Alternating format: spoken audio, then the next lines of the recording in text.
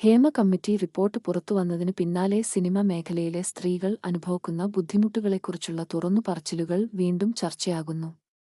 മാളവിക ശ്രീനാഥ് നടത്തിയ തുറന്നുപറച്ചിൽ ഇപ്പോൾ വീണ്ടും ശ്രദ്ധ നേടുകയാണ്.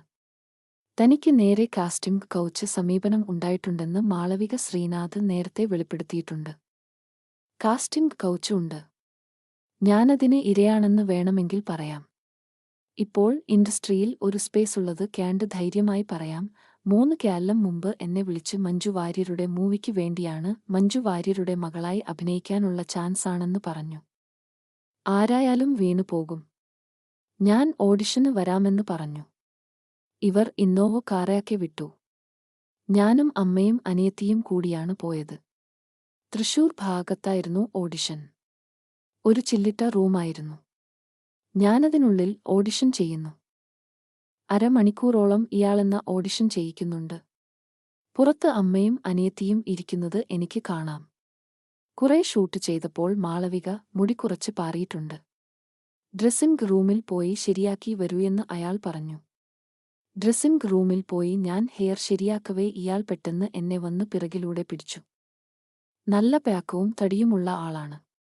ചില സമയത്ത് നമ്മൾക്ക് പ്രതികരിക്കാൻ പറ്റില്ല, വിറങ്ങലിച്ചു പോകും. ഒരു ക്യാണ്ട് അയാളെ തട്ടിമാറ്റാൻ നോക്കുന്നുണ്ട്.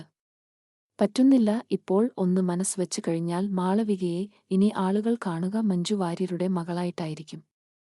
അമ്മയും അനിയത്തിയും പുറത്ത് നിന്നോട്ടെ, 10 മിനിറ്റ് മാളവിക ഒന്നിവിടെ നിന്നാൽ മതിയെന്ന് അയാൾ പറഞ്ഞു.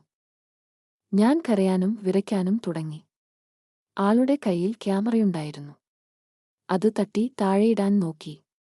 അയാൾ ക്യാമറ പിടിക്കാൻ നോക്കിയ ഗ്യാപ്പിൽ ഞാൻ ഒന്നും നോക്കാതെ ഗ്ലാസ് വിൻഡോ തുറന്നു പുറത്തോട്ട് ഓടി. അമ്മയ്ക്കും അനിയത്തിക്കും എന്താണെന്ന് മനസ്സിലായില്ല. താൻ പുറത്തേക്ക് ഓടി ഒരു ബസ്സിൽ കയറി. അമ്മയും അനിയത്തിയും ഈ ബസ്സിൽ കയറി. താൻ അന്ന് പാട്ടിക്കരയുകയായിരുന്നെന്നും മാളവിക ശ്രീനാഥ് ഓർത്തു. ഇതുപോലെ 2ഉം 3ഉം അനുഭവങ്ങൾ തനിക്കുണ്ടായിട്ടുണ്ടെന്നും മാളവിക വ്യക്തമാക്കി. മഞ്ജു വാര്യരുടെ സിനിമയിലെ ആളുകളല്ല തന്നെ വിളിച്ചതെന്നുറപ്പാണെന്നും മാളവിക പറഞ്ഞു. ഇതുപോലെയുള്ള പുത്തൻ വാർത്തകൾക്ക് മിസ്റ്റർ മൂവി എന്ന ഈ യൂട്യൂബ് സബ്സ്ക്രൈബ് ചെയ്യുക. ബെൽ ബട്ടൺ അമർത്തുക. കൂടെ കൂടുക.